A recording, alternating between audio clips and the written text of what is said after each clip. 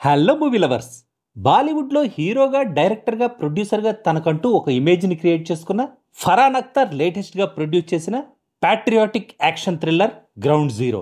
ఇమ్రాన్ హష్మీ, సాయి తమాంకర్ జంటగా తేజస్ ప్రభా, విజయ్ డియోస్కర్ డైరెక్ట్ చేసిన ఈ మూవీ ట్రైలర్తో మంచి బజ్ని క్రియేట్ చేసుకోవడంతో పాటు రీసెంట్గా పెహల్గామ్లో జరిగిన టెర్రరిస్ట్ అటాక్ కారణంగా ఆడియన్స్ దృష్టిలో ఇదొక స్పెషల్ మూవీగా మారింది. ఈ మూవీ ఎలా ఉందో ఈ రివ్యూలో చూద్దాం. 2 hours 14 minutes డ్యూరేషన్ ఉన్న ఈ మూవీని మీరు మీ ఫ్యామిలీతో కలిసి కూడా చూడొచ్చు. Border security officer Narendranath Dhar Dubey life స్టోరీని బేస్ చేసుకుని తెరకెక్కించారు ఈ మూవీని. నాకు ఈ మూవీ ఒక డీసెంట్ ఎంగేజింగ్ యాక్షన్ థ్రిల్లర్లా అనిపించింది.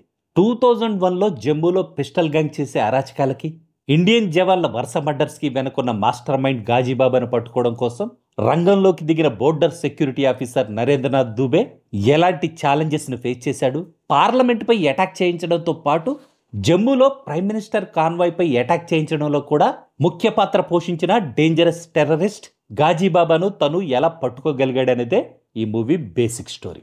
రియల్ ఇన్సిడెంట్స్ను సినిమాటిక్ లిబర్టీ పేరుతో చెడగొట్టకుండా నరేంద్రనాథ్ దార్ దూబే జీవితాన్ని ఒక బయోపిక్లా ప్రజెంట్ చేసి ఆడియన్స్ని ఇంప్రెస్ చేయడంలో డైరెక్టర్ తేజస్ ప్రభా, విజయ్ డియోస్కర్ సూపర్గా సక్సెస్ అయ్యాడు.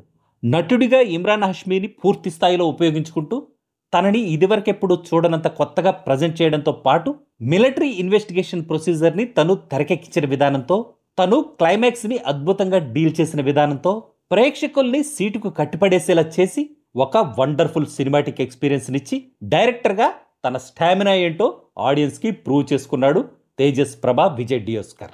Kamaljeet Negi cinematography super. జమ్మూ లొకేషన్స్ను రియలిస్టిక్గా ఆడియన్స్కి కళ్లకు కట్టినట్లు చూపించడంతో పాటు తన సినిమాటోగ్రఫీతో ఈ మూవీ క్లైమాక్స్ని నెక్స్ట్ లెవెల్కి తీసుకెళ్లాడు.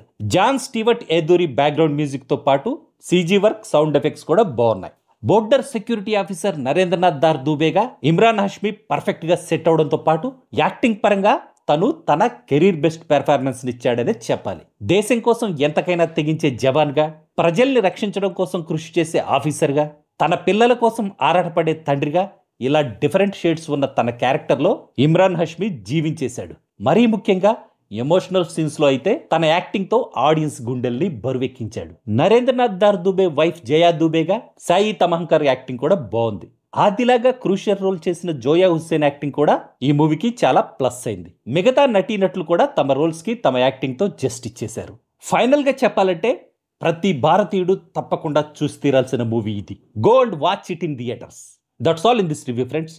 మళ్ళీ నెక్స్ట్ రివ్యూలో కలుసుకుందాం. Thank you for watching.